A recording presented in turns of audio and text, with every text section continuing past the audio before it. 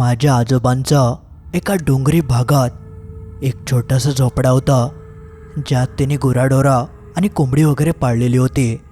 पण ती जागा ज्या ठिकाणी होती थंय येणं जाणं करूसाठी त्यांना खूप वेळ लागायचो.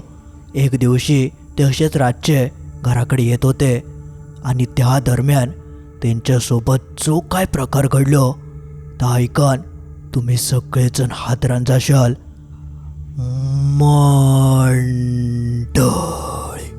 तुमचं पुन्हा एकदा मालवणी बोको या यूट्यूब चॅनलवर स्वागत असा.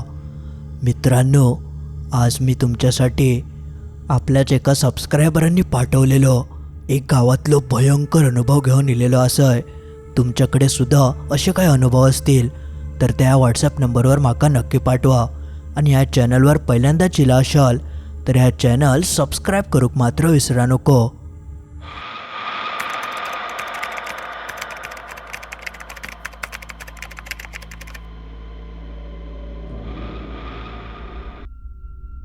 नमस्कार, माझं नाव प्रीतम. आज मी तुमका माझ्या आजोबांसोबत घडलेलो एक सत्य अनुभव सांगणार असं. ह्यो सगळं अनुभव मी माझ्या पप्पांकडसून ऐकलं होतं. तर झाला असा, ही गोष्ट तेव्हाची असा जेव्हा माझे आजोबा 40 वर्षांचे होते आणि ते एका गावात रवायचे. त्यावेळी ते आपले उदरनिर्वाह गुराढोरांवरच करायचे.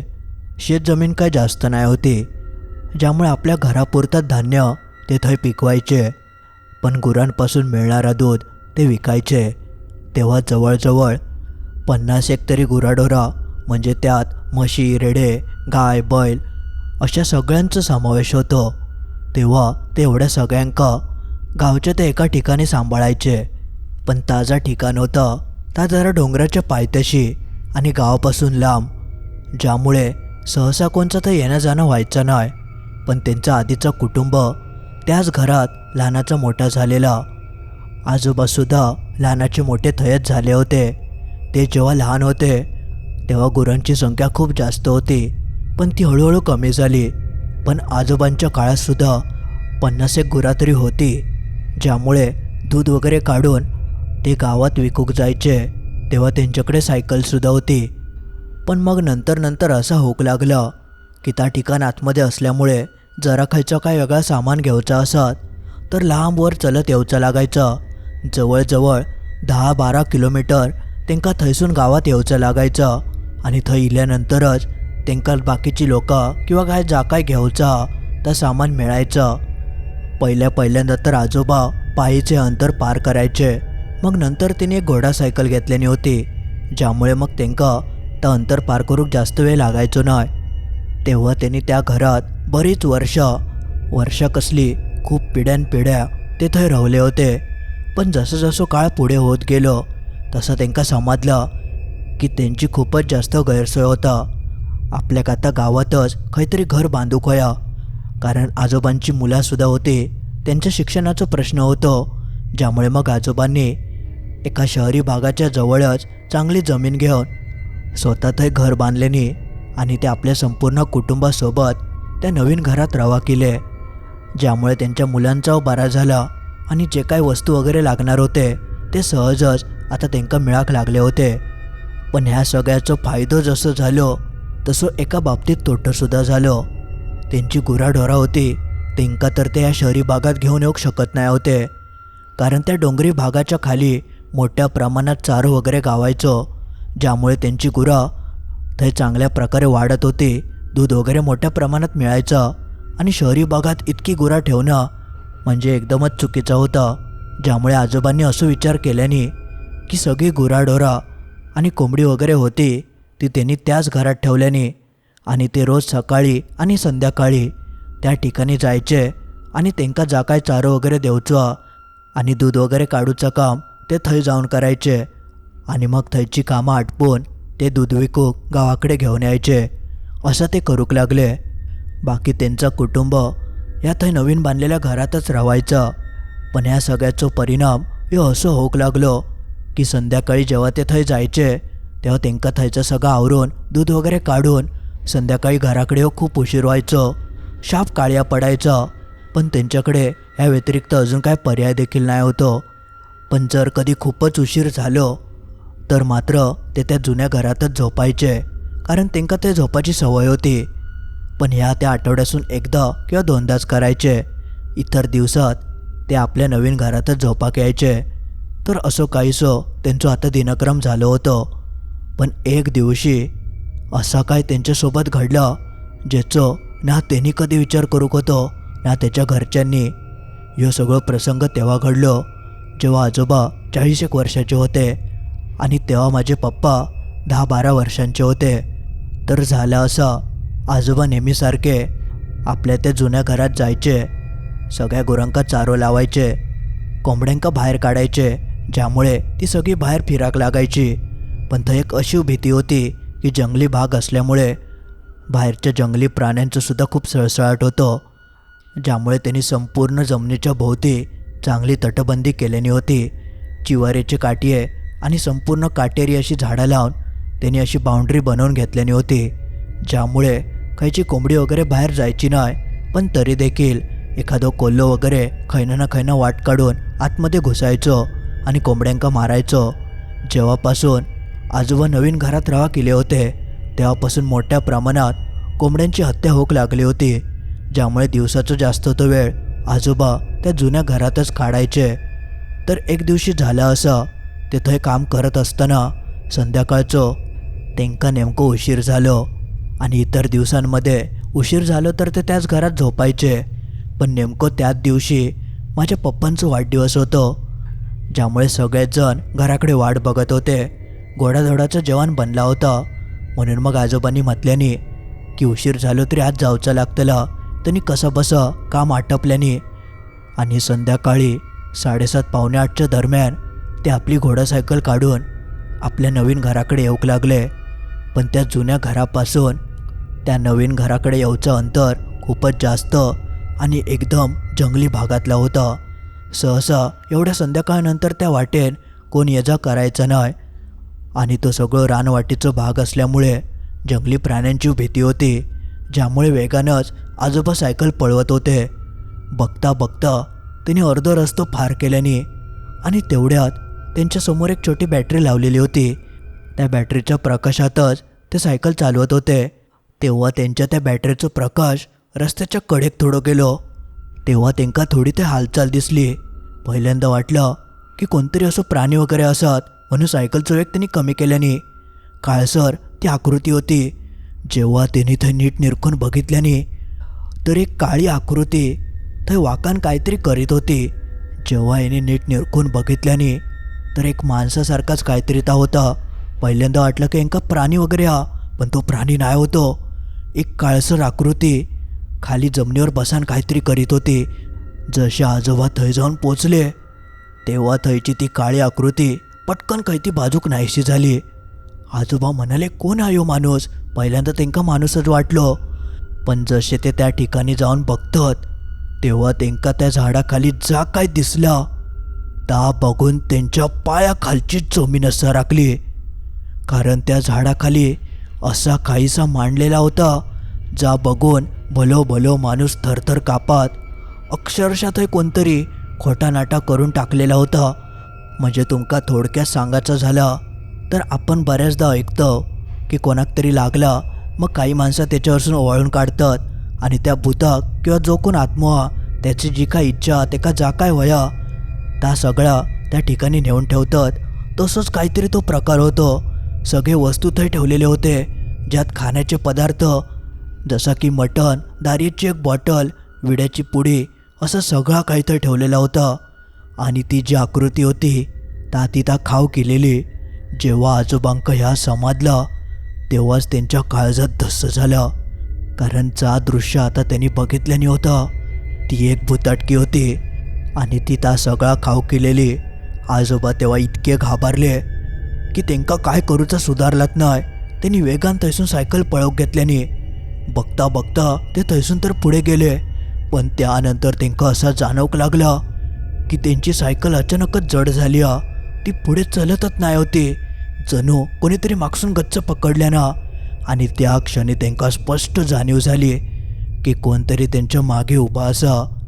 तेव्हाच आजोबांका कळान चुकलं की आता काय खरा नाही, आपण खूप मोठी चूक केलं. तेव्हा अक्षरशः सायकलच्या मागे दुधाची 2 मोठमोठी भांडी बांधलेली होती. पण तरी देखील आजोबांका नेहमीची सवय असल्यामुळे त्याचा वजा कधीच त्यांना जाणवलं नाही. पण ह्या वेळेक मात्र वजा इतक्या वाढला की त्यांची सायकल सुद्धा पुढे चलाक तयार नाही. तसे आजोबा मागे नेमका काय झाला तर बघूसाठी थोडेसे मागे वळाले. जसे ते मागे वळान बघतात तर तीच काळी आकृती सायकलच्या मागे उभी होती. त्या क्षणी आजोबांनी ती सायकल थंयच टाकल्याने आणि ते जीव घेऊन थैसून पळाक लागले.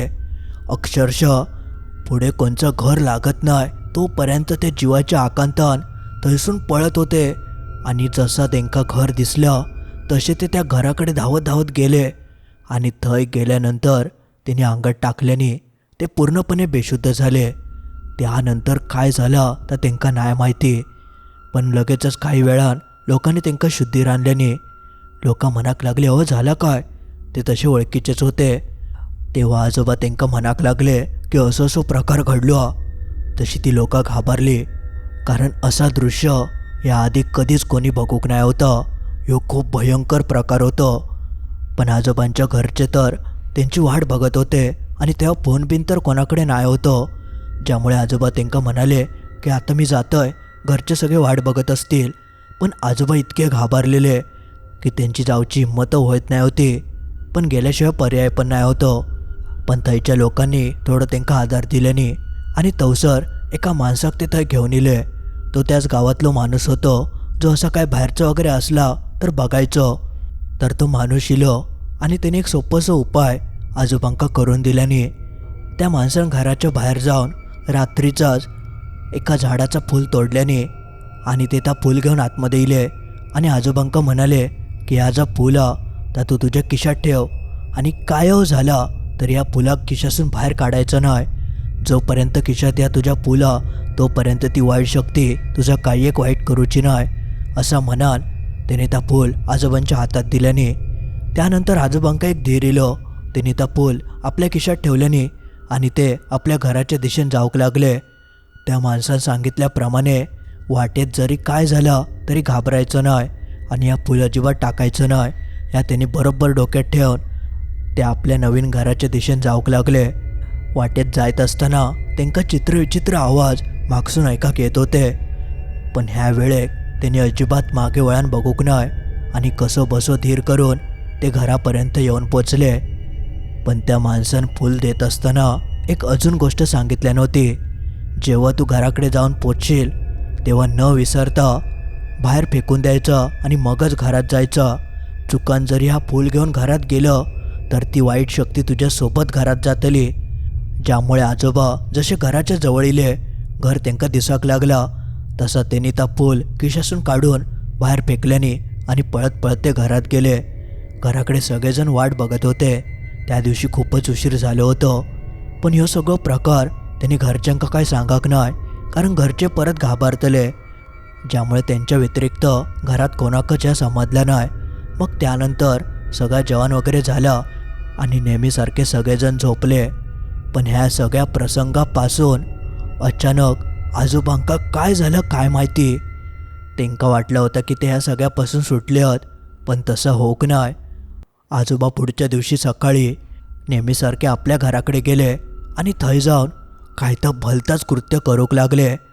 आणि त्या इतक्या भयंकर होता की त्याची जाणीव त्यांच्या घरच्यांका कोणाकत नाही होती. त्यांचं संपूर्ण स्वभावच बदलान गेलो होतं. ते थंय दिवसभर राहायचे, पण त्यांनी दूध वगैरे काढूचंच सोडून दिल्याने किंबहुना ते दूध काढायचे पण ते विकूक कधीच गावाकडे यायचे नाही. ते त्याच घरात रात्रभर थांबाक लागले. ह्याआधी खूपच नाईलाज झालो तर ते त्या जुन्या घरात थांबायचे, पण आता तर ते वरच्यावर त्या घरात राहाक लागले होते. घरच्यांशी बोलणं त्यांचं एकदमच कमी झालं. त्या आधीसारखा कोणाशीच बोलत नाही होते. ज्यामुळे घरच्यांका काही दिवसांनी संशय इलो. सगळ्यात पहिलं संशय ह्यो आजीकच इलो होतो, कारण त्यांच्यात ती चांगली जवळची होती. आजीने एकदा दोनदा आजोबांका विचारल्यान देखील होतं की काय झालं, आमच्याकडून काय चूक झाली आहे काय. पण त्यावर आजोबा कधीच काय बोलाक नाही. पण एक दिवशी आजयेंचं काय दृश्य बघितल्यान ता जर मी तुमका आता सांगितलंय तर तुमचे हातपाय थरथर कापतील.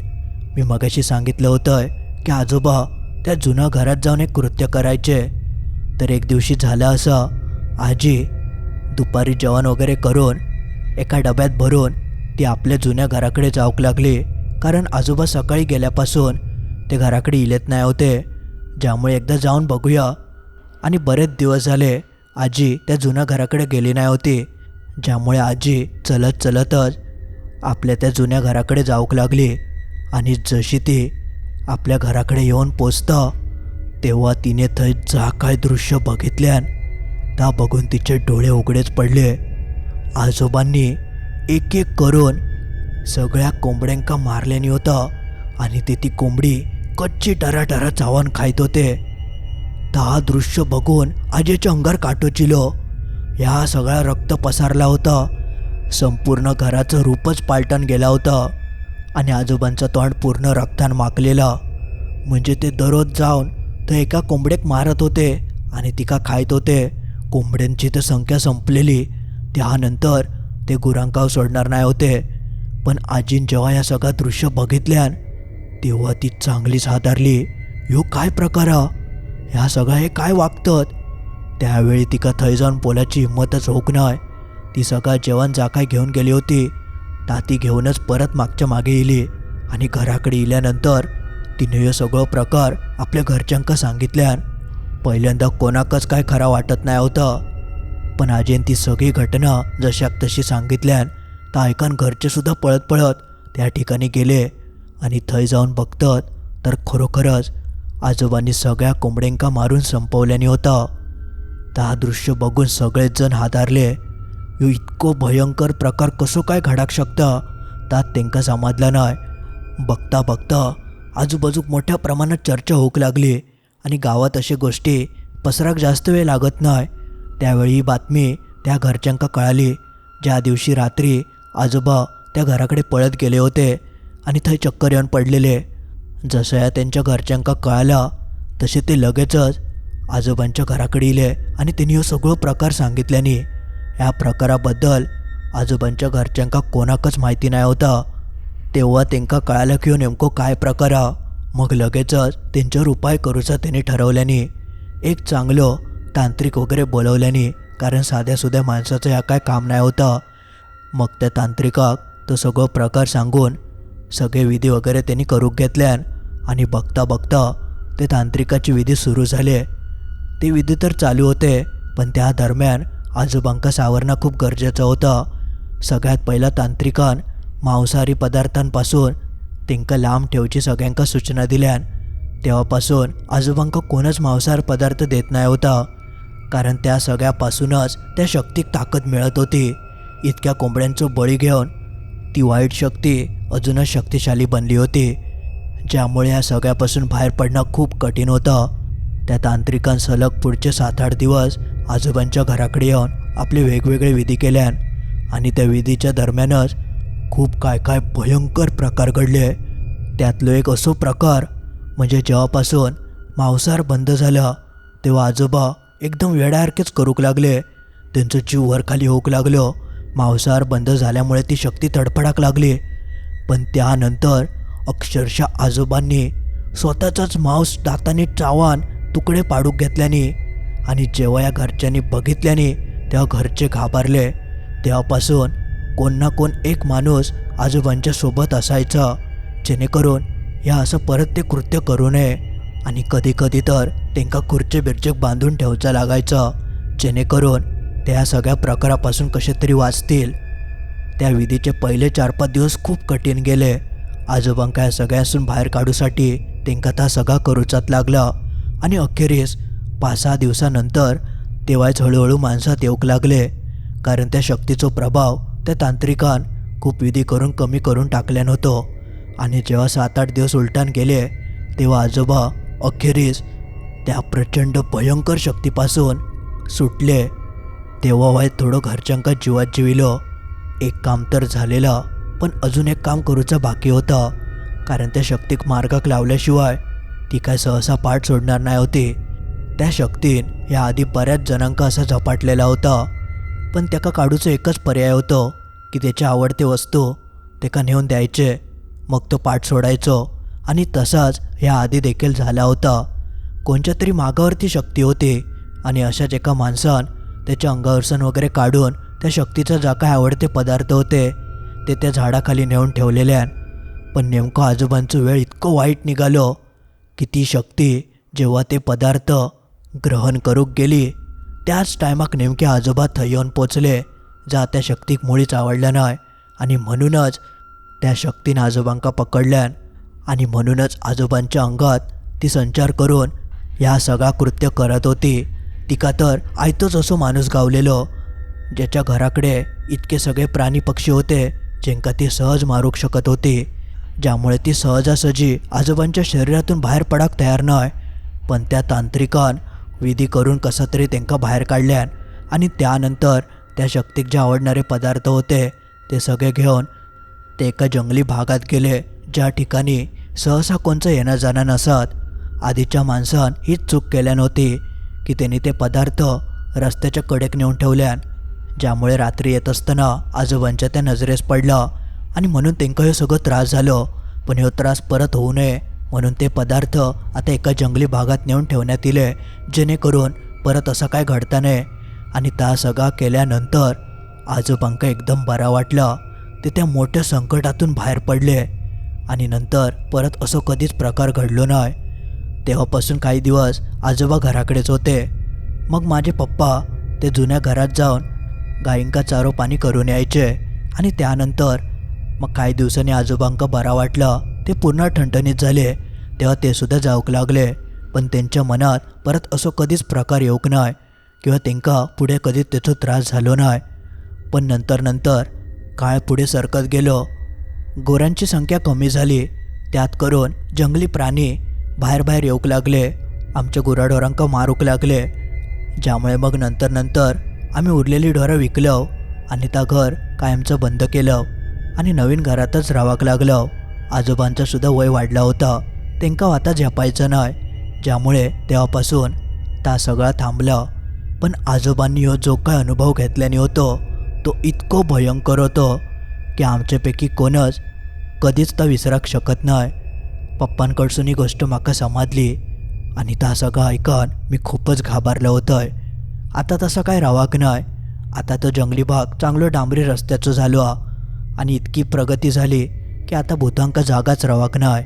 पण तेव्हाच्या काळी असे प्रकार घडायचे आणि हो असो एक प्रकार होतो जो अजूनही माका आठवलो की भीती वाटता. मंडळी, आज पुरता एवढाच. तर मित्रांनो, असो काहीसं होतं आपल्या एका सबस्क्रायबरांच्या आजोबांसोबत घडलेलो ह्यो एक भयंकर अनुभव. जो तुमका कसं वाटलं त्या कमेंटमध्ये नक्की कळवा. आणि तुमका जरी गोष्ट आवडली असत तर नक्की लाईक करा. लाईक करूक विसरा नको. आणि आपल्या मित्रमैत्रिणींका ज्यांका अशी गोष्टी ऐकाक आवडतात त्यांका व्हिडिओची लिंक नक्की पाठवा, जेणेकरून ते अशा गोष्टी ऐकतील. आणि अजूनव या चॅनल सबस्क्राईब करूक नशाल तर सगळ्यात आधी या चॅनल सबस्क्राईब करून टाका. चला तर मग लवकरच भेटाया असंच काहीसं भयंकर अनुभव घेऊन, ठीक रात्री 10:30 वाजता.